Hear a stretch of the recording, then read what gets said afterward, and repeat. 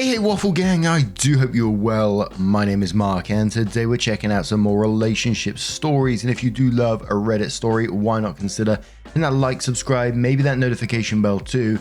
Well, let's crack on with today's first story, which comes from Dress of My Dreams and says, "Am I the arsehole for kicking out my sister-in-law out of my bridal party for posting a pic of me in my wedding dress? I, 27 female, got engaged to my fiance, 34 male, right before COVID, and due to the pandemic have experienced delay after delay. But finally we have begun planning and are aiming at a mid-May 24 wedding. My mother asked me if I could include my sister-in-law in my bridal party because after marrying, my brother moved several states away and has expressed feeling isolated without family around. I could understand, so I agreed. But my sister-in-law has been nothing but short of a nightmare. My bridesmaids all assisted in handwriting and sending out our wedding invitations, but the ones my sister-in-law helped with all had 0 invitations inside and instead was an empty envelope. I know they were hers because everyone had different shades of pink envelopes to go from. She also took the longest at our makeup and hair consultations, even extending her appointment an hour, for which I was charged. I'm covering her expenses as she is a stay-at-home mum, and I know things are tight right now, because she could not agree with the stylist on what makeup she wanted. But the final straw came when I found the dress of my dreams. Only problem was I was £15 too heavy for it, and I bawled my eyes out because I knew this was the dress for me. Everyone was encouraging and I still have plenty of time to lose £15 and come back for fitting, etc. So I agreed and said yes to the dress. When I got home that night, I noticed on my sister-in-law's Instagram that she posted a picture to her Instagram of me in the dress ugly crying, and I was absolutely livid. My fiance has already seen the Instagram picture and I am devastated. He was not supposed to see me in the dress until our wedding day, and I know so many more people have seen it. I could not help myself. I called her and I exploded, adding that she was not going to be in my bridal party and that she has ruined my wedding. My mother has called me and told me that even though she understands I lacked compassion and have severely hurt my sister-in-law's feelings. She asked if I could find it in my heart to forgive, but I told her even if I did that, I would still not include her in my party. Am I the arsehole? Obviously, absolutely not the arsehole for me. I've been trying to think of ways that, this could have been accidentally done or something like that, and I just can't see a way through it. I mean, with the wedding invitations, which seem to have no invitations inside, and the wedding dress itself, it does sound like she is just being vindictive. And I never understand why people would go down this path to do it in this sort of way. This is the most stupidest way. If you're going to try and do something to someone, and I'm not trying to encourage it in any way, but it seems like it's the most ridiculous way to do it. Post a picture on your Instagram of her crying in her wedding dress. There's no way you're not going to get caught doing that. Seems just wild to me. So it's going to be interesting if we do get any reasoning in the updates. But there were some questions asked to OP. OP started off saying, "I can tell from my best friend being the picture holding my hand that this picture was taken at my most vulnerable moment. And that was right after I was told there was no way at the weight I was I could fit into the dress and that it was their only size left. I do not exaggerate when I say the picture is me looking an emotional and hot mess. I've dug deep for a way to forgive her, but I just can't. It was intentional, and because we have not spoken since, I never received an apology, not even when we spoke initially on the phone." Someone says, "What does your fiance say?" Opie says he wants her out of the wedding completely, and I'm starting to come around to his point. I don't want to decide this in anger, but it's been hours, and I'm still so hurt. Next comment says, "Is your brother by chance the golden child?" Opie says, "My brother was my mum's miracle baby, and because of this, she has always doted on him. But ever since my sister-in-law came in, it has gotten worse, and she has given my mum what I will never be able to, and that is grandkids. Because of this, my mum and sister-in-law have grown very close and are able to bond in ways that my mum and I can't. This may be why my mother is so hasty to defend her." Next comment says, "How the fuck do you not put invitations in the envelopes by accident? That's not rhetorical. How did that actually happen? What was the explanation? How many envelopes are we talking about? The photo situation is also ridiculous because she's trying to weasel her way out of that. However, there is 0 ambiguity about the difference between an empty versus stuffed envelope, especially multiple of them." Opie says, "I brought her the envelopes and names and addresses of the guests to send them to before I brought her the cards. I picked up the envelopes because they were ready, but the cards were going to be delivered 2 days later. She told me that because the envelopes were the only thing she got, she thought they were good to go and sent them out. I'd spoken with her when I handed her the envelopes, but because she was dealing with her kids while trying to listen to me, she didn't hear me when I said I would drop the cards off the next couple of days. But when I dropped the cards off, she never mentioned to me she'd already sent out the envelopes. She only told me after I called her about them being empty. I find that wild, unless these were like hardback envelopes, the card-lined ones. Envelopes could be floppy as anything without a card in it, right? Someone else says, why were the invites sent so early? Were they save the dates? Opie says you are correct. I mistyped earlier. These were save the dates. As for hair and makeup, I especially booked for this time around due to some insecurities of my own. I wanted to know that my stylist could make me the bride I wanted to be. She agreed to this consult and additional one in January. It gave me peace of mind and I'm able to not stress about it. To me, it was worth the extra money. Someone says, girl, just elope. OP says, it's true, my fiance always has my back, even when I don't have it. He makes me stronger for it. I bounced the idea of eloping to him and he says he doesn't mind, but that he wouldn't want it to be a decision I made because of the situation. I think I've decided to continue on with my wedding, but in no circumstance allow my sister-in-law anywhere near me or my venue. And I know this might sound a little bit paranoid as well. I'd maybe take advice from previous wedding situations that we've covered where it's had vindictive people in it and, get your vendors passworded and all this kind of stuff just to protect that nothing can happen to your wedding. If, she's willing to do this kind of stuff and it is vindictive, like take photos of you when you're at a vulnerable moment, send out invites without the invites actually being in them. I think her making a quick call to one of your vendors and changing plans doesn't seem so far out there, really.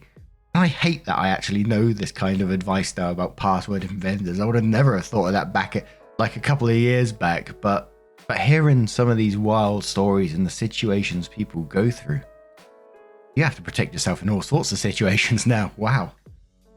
But OP has a series of small updates. The first update says, my brother reached out to me to apologize on my sister-in-law's behalf. He stated that she posted it thinking the app had a feature where she could post privately. I've never seen this on Instagram or knew it was possible, but when I asked why was the picture taken in the first place, he said he just wanted to capture the start of my fitting into the dress journey. I told my brother she was not getting back into my bridal party, which he understood, but when I mentioned she could not attend my wedding, he stated if that were the case, you could not come either. That's a bloody odd excuse. Update 2, my brother and sister-in-law did not have a wedding. At the time, they were in their 3rd year of college and only married at the courthouse over a summer break. I admit that I do not have a very close relationship with her. I work longer hours and often am tired after, so go straight home to relax, especially these last few years. Anytime we've been together, we are cordial, but there is no real relationship between us. Update 3. Thank you everyone for the positivity and for reaffirming that I was not overreacting on no longer having my sister-in-law in my bridal party. A further update, my brother called me and wanted to have lunch with my mother and sister-in-law. My fiance demanded to go too, so we drove to have lunch with them. It was awkward at first because no one was speaking, but then my brother spoke up, reiterating to me that my sister-in-law was sorry for posting the picture to Instagram and was hoping we could all move on from this. When my fiance heard this, he asked why my sister-in-law was not apologizing to me directly. It became very tense and my brother and fiance started exchanging pointed words. He referenced my sister-in-law feeling very distraught since a few of my bridesmaids had seen the photo and personally attacked on her on Instagram. And even my mum got involved to try and break the rising tension. My fiance pointed out that my sister-in-law had yet to directly to apologize to me, and that if she didn't, he did not want her at the wedding at all, and he didn't care if my brother was absent or not. When my mum said we are family, didn't act this way towards each other, my fiance once again insisted that she give me a face-to-face apology. My sister-in-law was very standoffish towards him, but eventually she apologized to me for what happened. She only said, I'm sorry for what happened. I felt this was enough, but my fiance demanded she clarified what happened, take responsibility for it, and apologize the same way my brother did, to which it became an argument over whether or not the apology was good enough. I felt the conversation went nowhere and became redundant and petty, and we ended lunch with what felt like no resolution. I talked to my fiance in the car that I was okay with her apology, but he disagrees. He said for the sake of peace I was willing to accept less than I deserve. I really thought that planning a wedding was going to be stressful, but happy if that makes sense. But this whole ordeal has completely exhausted me, but turned me off to any further planning. Final update. My sister-in-law finally said that she absolutely hates me, and it all stems from me ceasing to further loan my brother money after he borrowed 42k from me over a 2.5-year time frame, with no payment to me whatsoever. For context, I am in tech and my fiance is in solar, so we live fairly comfortably. My sister-in-law is a stay-at-home mum and my brother works at a warehouse. His job alone was sometimes not enough to cover expenses. He would often come to me to borrow money, which I didn't mind. But when COVID hit, it became a regular occurrence for me and my mum to be loaning out money to him. I didn't know how much my mother loaned him. Well, after my brother got a steady job with a steady income, I decided to no longer provide him any additional money until he paid down some of his debt to me. My sister-in-law described my decision as a slap in the face to my brother, and one that made them feel like beggars rather than family. I cannot believe this is the reason she does not like me. When I told my brother I could no longer loan him money, he never expressed an anger at my decision. It felt like he understood. What solidified my decision to not include her in my wedding at all was when she said she could not see where the money was going and referenced my weight. I told her she has no respect for me and feels entitled when she has no right to be. I told her that I hoped it didn't affect my relationship with my niece and nephew, but that I did not want to be around her if all she does is spew hatred towards me. I wish she had been honest before I asked her to be my bridesmaid rather than deciding to put me through hell. I've been trying to call my brother and tell him what she said, but he is not picking up, and neither is my mum. And although this post seems to be ongoing, that last update was a few days ago now, but I will certainly keep an eye out for more on that one because, you know, with a sister-in-law like that and the way things are going, mum not talking, brother not talking, it seems there will be more further information down the line. So like I said, I will keep an eye out for it. But the absolute entitlement of it all, you've lent him nearly 42k and she's still expecting more. And you know, doesn't even seem to like appreciate what OP has done for them already. It's just like, you know, we're family. You should be helping us regardless of any situation. And instead of communicating about financial struggles and that they may be struggling as a family, decides to try and sabotage your wedding instead. Like that's going to fix anything. I know it's going to be difficult losing a brother regardless of how they're acting in this situation, but I wouldn't want that sister-in-law around me either. They seem unpredictable, unhinged, and willing to cause damage in a heartbeat without even thinking about it by the sounds of it. But now I'm going to turn this one to you guys. What do you guys make of this situation? Let me know your thoughts down in the comments below, and let's move on to another story. Now our next story comes from the Am I the Arsehole subreddit. It's from Main3064 and says, am I the arsehole for cancelling my friend's college tuition? And before we do get into this story, I just want to give you a couple of warnings in case you would like to skip it. It will likely be the last story on this video, so please feel free to do so. Always look after yourself, of course. But the story does contain losing a family member to cancer and also losing a friend to a car accident. I've been friends with this girl, let's call her Sarah, for 4 years. I would consider her as my best friend. I was more financially stable and lived in my own house since 19, and Sarah still lived with her parents. I'm always the friend who would take her out on friendship dates, parties, bought her birthday and Christmas gifts, even gave her a spare key to my house for her to bring guys over, and my mum paid for her last term of college, which I had no problems with as I understood her situation. Unfortunately, Sarah lost her mother to cancer recently, and she didn't tell me.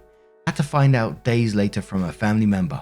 The day I found out, I rushed to her house with food and flowers to show my condolences and to try and comfort her as any friend would. Later that same night, I got a disturbing phone call. My childhood best friend and business partner, let's call him Josh, met in a serious car accident and was in hospital in critical condition. At the same time I got the call, the phone was on speaker. I was so shocked I broke down crying, and Sarah just got up and went in her room. After I got my strength back, I walked to her room telling her Josh met in a car accident and unfortunately would have to leave and go to the hospital to see if there's anything I could offer to him or his family. Sarah said nothing. I thought to myself, she's grieving right now, so I understand. The next evening, and I went by Sarah's house to take her food and supplies, as I know she probably hasn't ate anything all day. I spent a few hours at her house trying to comfort her because I know of her and her family's financial issues. My family and I paid for half of her mother's funeral services. I called and texted her every hour that I wasn't able to make it to her house to try and comfort her in any way possible, and she didn't respond. So I thought because she's grieving. A week later, Josh passed away. I was devastated. I went to my friend Sarah for comfort, as Josh and Sarah were my only close friends. Sarah didn't pick up my call, so I texted her telling her Josh had passed away. She viewed it and didn't reply. I followed up with letting her know I'm coming by with food for her. She didn't reply or even open the door to let me in. A month passed and her and her family members posted on social media pictures at the funeral. I wasn't invited. I called her for the whole day and she didn't answer. She later posted on social media she has no friends and she doesn't want anyone calling her phone. I know the post was aimed towards me. The next day I called my mum and we went to her school and cancelled her tuition check that my mum paid for her next term. I know that's insensitive, but am I the arsehole? Edit. All of Sarah's other friends were present at the funeral. My mum and I cancelled her tuition because we felt disrespected and used. We were preparing for the funeral because we wanted to support her. And we're going to start in the comments with Harley Bidness, who says, not the arsehole. Friendship is about sharing. Sarah isn't your friend. She is a leech. Match Recording replies to that saying, you're an ATM to Sarah. The only transactions she cares about are financial ones. She does not see you or consider you a friend. Time to cut your losses and invest in friendships that are not one-sided. Also, I'm very sorry about your friend Josh. Please self-care, as this is a difficult time for you. Love Beach says, not the arsehole. I'm pretty much expecting to be downvoted to the depths of hell, but here goes. When you feel like you are being used, then you probably are. Just because someone is grieving doesn't excuse them from having basic decent manners. This post may get removed because it's a revenge post, but that's not up to me. Ron says, not the arsehole. Dude, you even paid for half the funeral expenses. You were literally there for her. You were open ears, you provided, and you visited her regularly. She pushed you away and told the world she has no friends. She denounced it, so be it. Summer of Mayhem replies to that and says, I never had a friend as kind, generous, and as loving as you. Ever. You're the friend people want, need, dream of, and wish they had. You are truly a good person. For someone to practically spit in your face, cut you off, yet accuse you of not being there or not doing enough, that's just unfathomable to me. I'm ecstatic when someone gives me a candy bar, tuition, funeral expenses, and food and supplies. That's more than most people are given in a lifetime by non-family members. You are too generous to someone who doesn't appreciate it, or you. That must hurt so much. I'm sorry about your friend passing. Focused on you healing now. Hug. Not says, not the arsehole. Why would you pay for someone's tuition who doesn't even consider you her friend? I read your comments. She was selfish for inviting all her friends and not you, when you was the one to be there when she needed the most. Opie says, thank you for your comment. I considered her my best friend. I don't usually keep a lot of friends, and those were the only 2 friends I brought around my family, because we were friends for 4 years. I'm an only child. My mother considered her a bonus daughter, and my mum and I wanted to be there for her. That's just how we are. I was raised kind-hearted and generous. And Comfortable says, not the arsehole. I'm reading through your replies, and you seem very polite, even to the you're the arsehole comments. Although Sarah may be one of your best friends, it appears that you are not one of hers. It seems you are good enough as financial support, but not emotional. If she was a good person, she would have not accepted your money, but she seems to be a bit of a user. Yes, she did just lose her mother, but it seems she only wanted your money, not your shoulder to lean on. A real friend would have talked to you, even if she felt what you were doing was too much or inappropriate. Condolences on the loss of your friend.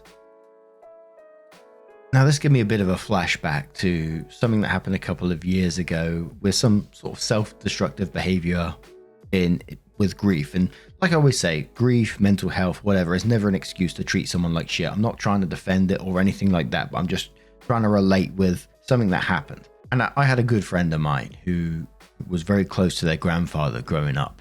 And unfortunately, his grandfather died very, very suddenly. And try messaging him saying, you know, I hope everything's okay. Let me know if I can do anything for you. And just left it at that. I didn't really want to push it. You know, I've experienced grief. I know what it's like. I know myself. Sometimes I felt like I needed people around me. Other times I just wanted to be alone. And it's really hard to express it at certain times. It can be a fucking minefield. Again, I'm not excusing any of the behavior. But this guy didn't reply to me. And, you know, I was really concerned. I was really hoping that he was okay. And if he wanted me to be around him, I would have been there around him. So I messaged him again, just saying, just checking in, mate. Hope everything's okay. Let me know if I can help. And I was getting no responses. And so I was checking around like his friends and family and stuff like that just to make sure he's okay. And apparently he was being really self-destructive with relationships around him, you know, completely cutting them off, isolating himself, shutting down social media accounts. But eventually I did get to meet up for him and we went for like a couple of pints down the local pub.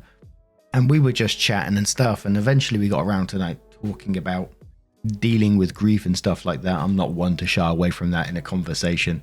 And I told him about my past thoughts and feelings and how I felt when I was going through something very, very similar. And, you know, he just broke down in tears. And I got to tell you, I broke down in tears too.